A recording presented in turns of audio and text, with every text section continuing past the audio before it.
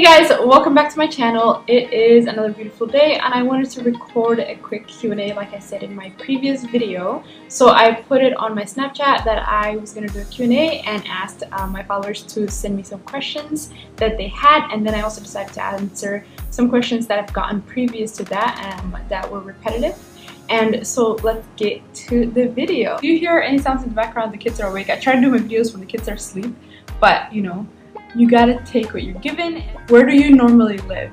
And I live in Seattle, Washington. I actually specifically Kent, Washington, so I'm from Kent, Washington. That's where I've lived the majority of my life now. So somebody asked, was I born in the West? And no, I was not. I was born in Somalia. I left Somalia when I was almost 12 years old and have lived in the US ever since.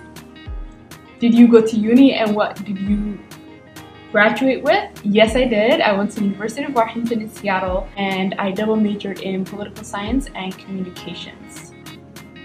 What are your hobbies? I'm actually embarrassed to say, like, I don't think I have very productive hobbies, and that is what I want to have. So that's like my goal, inshallah. I want to get into hobbies that are more productive and that like add value to my life. And what my current hobby is watching a lot of movies. In general, I've always loved movies. I watch all types of movies and television shows, and Netflix is amazing. Yeah, anything that speaks to me I'll watch. I watch a lot of movies, like Bollywood movies and Korean dramas, and all of those require subtitles, and I quite enjoy reading subtitles, so that's what I do. Those are my hobbies. What did you last eat? Weird question. So I ate some zucchini with tuna and some eggs. Sounds really weird, but I'm trying to eat healthy, and so I'm trying to get more fit and get rid of the excess weight, and just excited about the process, honestly. How much do apartments cost in Malaysia? I don't know about any place else in Malaysia, but in Kuala Lumpur, what we've experienced is we've been staying in service apartments, which are like kind of like hotels. They have security, you know, entrance, concierge or whatever. They're kind of like hotels a little bit, but apartments that people own, so we got them, most of them, through Airbnb, and that's where we've been staying. They cost, depending on how far from the city you are, anywhere from 800 to 11 to 1200. That's what we've been paying for a two-bedroom place. So yeah, I hope that answered your question. I hope that's helpful. Next, oh gee, the phone keeps locking. Okay. What product did you use on your daughter's hair? I use leave-in conditioner, so I use a lot of Cantu and Shea Moisture conditioners for my daughter. Nothing special. I don't do any treatments or anything like that. I usually braid her hair often because one, it requires less time for me to work on her hair daily, and also it's like a protective style, so it keeps her hair from falling out or getting too dry. Oils I use are olive oil and coconut oil. So I haven't used coconut oil since we came here, but I used to use it back home, so that's what I use. Where in Somalia are you from? I always get a little sketchy when people ask me that question, because I don't know if they're asking me just out of pure curiosity or if they're asking me to kind of place me in a qabil. And it's not like it matters if you know my qabil or not. It's just that when people are trying to find out because of qabil, they're usually trying to put you in a box, or you know, find a way to relate you to some ideology they have in their head. So yeah, I'm not sure if I'm going to answer that. Let's think about that for a sec. I honestly don't care. I really don't care, but I do not condone Qabilist mentality. I'm from Boroma, and you know, that's the heart of me. That is my home. I hate that I have to think twice before telling people sometimes, because in this day and age, people shouldn't be trying to guess your qabil or put you in a qabil situation. Anyway, random, you know, like tangent here, but I can't stand people asking me in the qabil and stuff, you know, like not in a genuine sense. And most people are not genuine when they ask, because people who are genuine don't need to know that information. So yeah. Why did you decide to travel to Asia and not Africa? The main reason we traveled to Asia is because it was so outside of our comfort zone that we wanted to try and go see cultures that we were not familiar to, that we were not exposed to in our entire lives. and it's fairly cheap in most of the countries in Asia, and our dollars would last us a little bit longer. So those were the two main reasons we chose it. We did not go to Africa because one, we are planning on going, just not on this trip. Plus it's home and we know we're gonna be going and taking our kids and going more often. So that is why in this trip we did not go. We definitely plan to and hope to go inshallah in the future. So how did you guys leave your home in Seattle? Well, we just did. We honestly, I quit my job. We sold everything, gave some things away, and have a few things that we really need in my sister's garage, and that's it. That was literally it. We quit and left. It was not as difficult as I thought it would be. It was not something that required a great deal of preparation for us. It was like once we made the decision, everything kind of fell in place, right? Like before the decision, when we were kind of teeter-tottering with the idea, it was harder. We didn't know what to do with everything, and we kept, you know, trying to find a perfect way for it to all happen. And we did it. We sold the cars, left the apartment. The good thing is we waited until our apartment lease was done, so that wasn't going to be a problem. But yeah, we left, and really happy we did. Did your husband ask you to move? I got this question in various ways. Did your husband make you move? Was it his idea? And there's always this weird like undertone to that question. But anyway, it was his idea. It was his idea in the way that he said, maybe we should just move, you know, in like the most ridiculous idea you could come up with type of way. And I ran with it. I was like, that's a great idea. And I was like, okay, we're going to do this, we're gonna do this. And the more he just looked at me like I was a little bit crazy. And the more we talked about it, the more he realized his words really had meaning to him as well. And so we got to making more decisions and actually left. How long have you been married? We have been married for a little over 6 years now. Time's flying. How was it getting married young? So I got married at the age of 22. I don't think that's really young. It's young enough, but I don't think it's very young. I knew my husband for quite a while before that, and knew I was going to get married right after college. It is a little bit difficult, I think, when you're young. Like, I think 17, 16 is ridiculously young, even 18.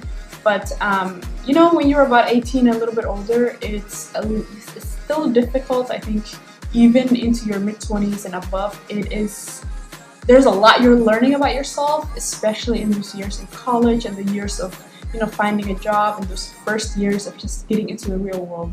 And so it is difficult. It's difficult figuring out who you are. It's difficult, you know, getting to figure out who you are next to somebody else who has all their own ideas and criticisms and points of view that you know, may contradict with yours. So it can be hard, but also it's something that requires a lot of patience, marriage in general, and you know, like working together, understanding that there's always going to be a learning curve in marriage, regardless of how long you've been married. And I think we've done our best to kind of grow together in that regard. As long as you're open and you communicate and are very respectful of each other, then I think your marriage has a much higher chance of lasting.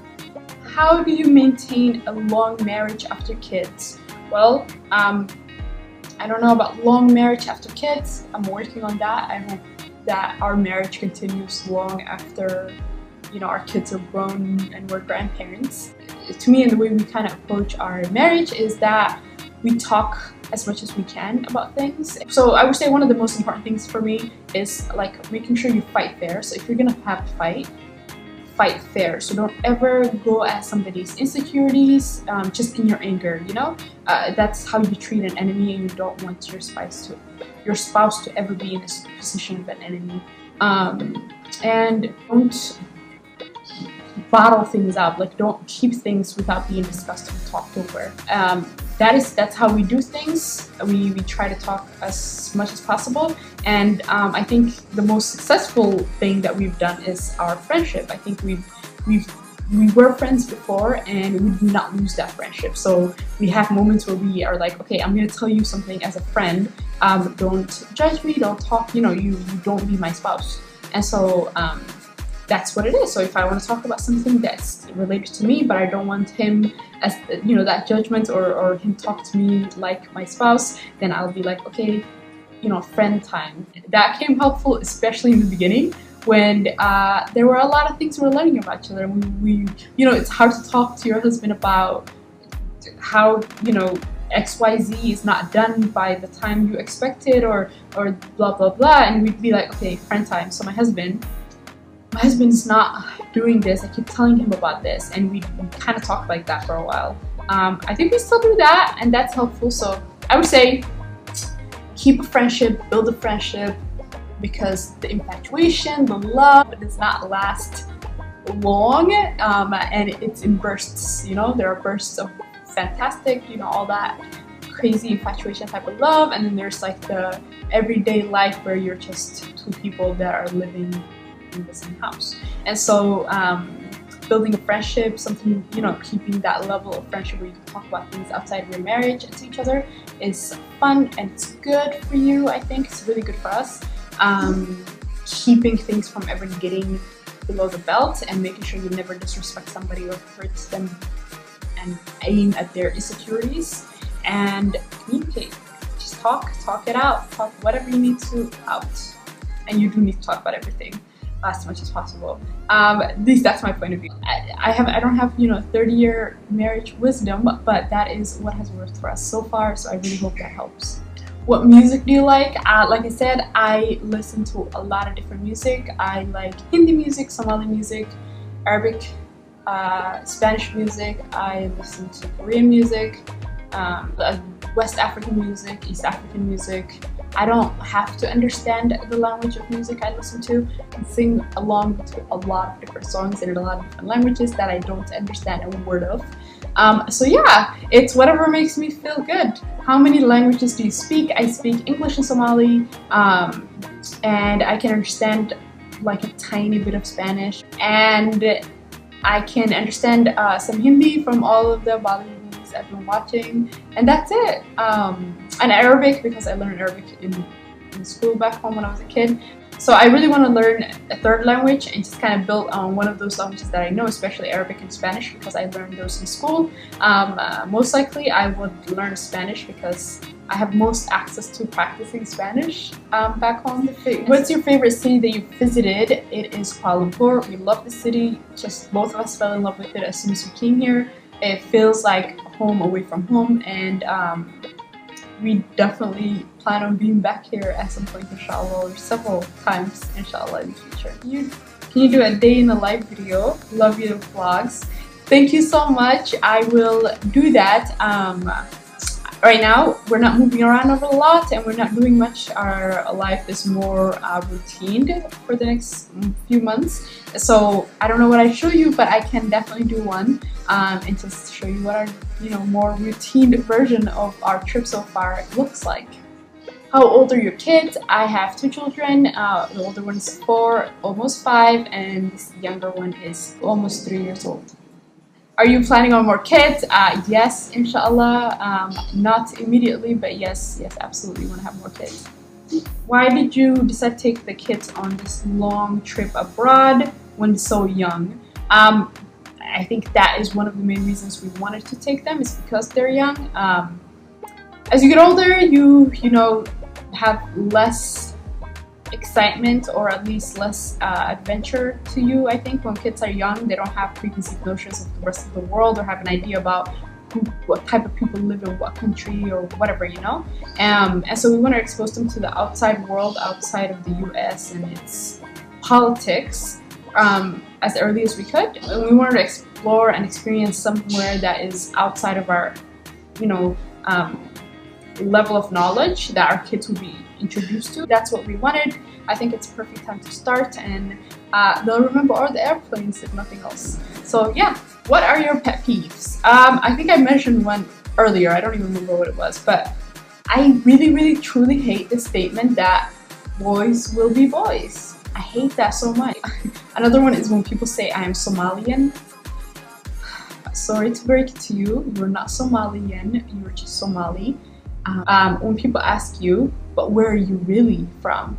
Like, just like the Kabir one, just remember what I said. Just like when people ask, where in Somalia are you from, to another Somali person, it's like the question of, well, where are you really from? When you say I'm from Seattle, and people are like, where are you really from?